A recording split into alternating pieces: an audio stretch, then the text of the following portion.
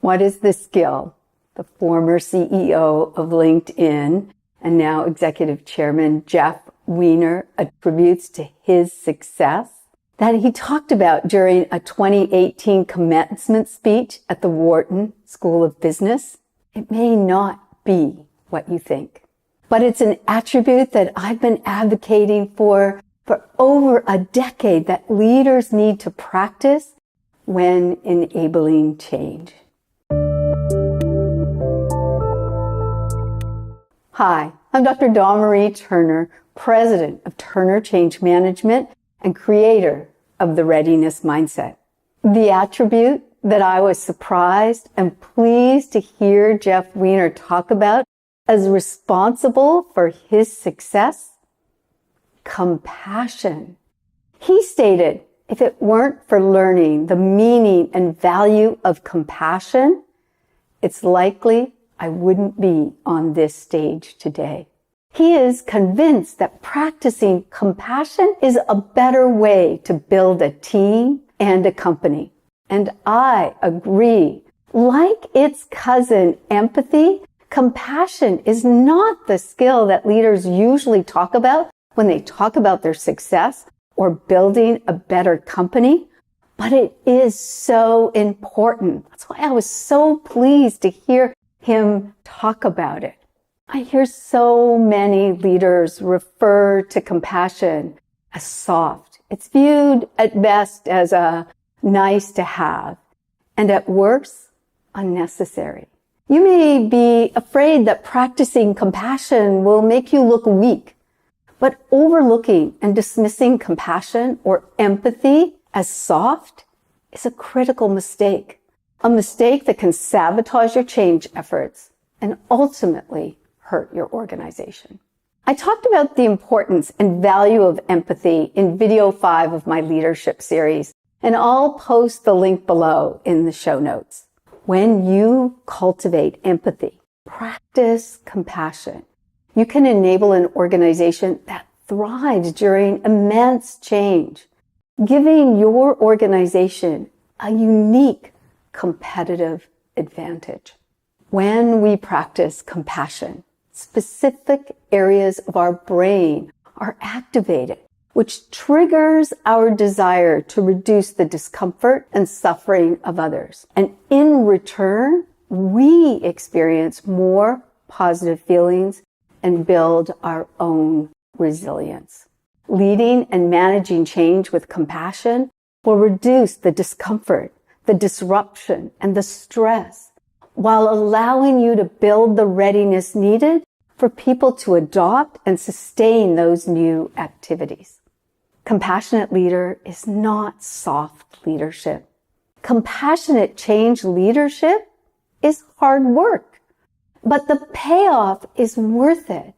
Practicing compassion delivers tangible results that will directly impact your bottom line and the survival of your organization.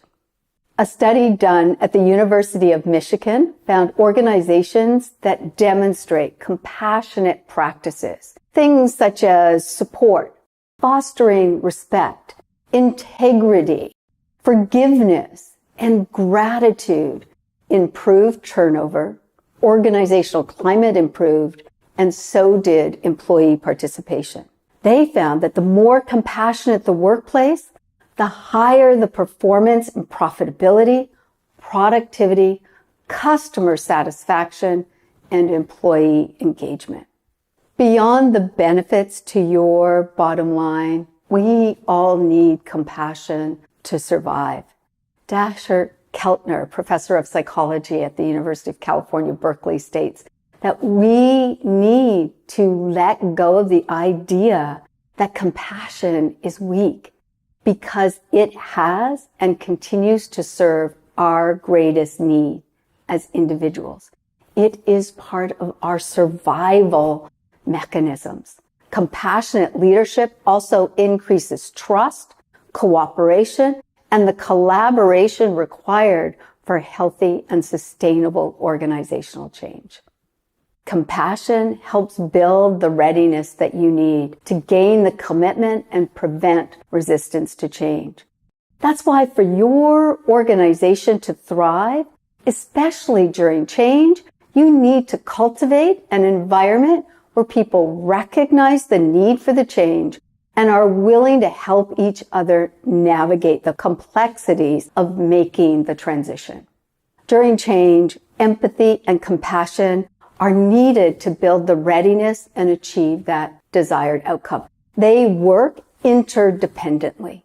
Empathy gives you the ability to understand, see, and feel the change from the perspective of the people who are going to do that heavy lifting.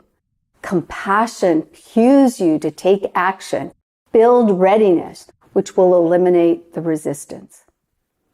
Readiness enables people to let go of the current state, move toward the new state, and maintain that commitment to sustain those new desired activities that give you that long-term sustainable change. When we give and receive compassion, we can approach experiences with greater flexibility. That's what Linda Graham, author of Resilience, found in her work. That compassion makes it easier to find resolutions or to come to terms when there are things we can't solve.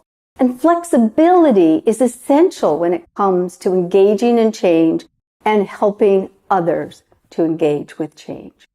Practicing compassionate change leadership doesn't mean you don't make tough decisions or that people won't feel uncomfortable, experience some stress during the change, and even push back on your change initiatives. Those are all normal responses. What compassionate leadership means is that you recognize, respect, plan, and take actions to minimize the discomfort and help people build the readiness they need to move toward that new environment. Thanks for watching. Remember, if you need some help with your organizational change efforts, I'm here for you. Reach out and let's have a conversation.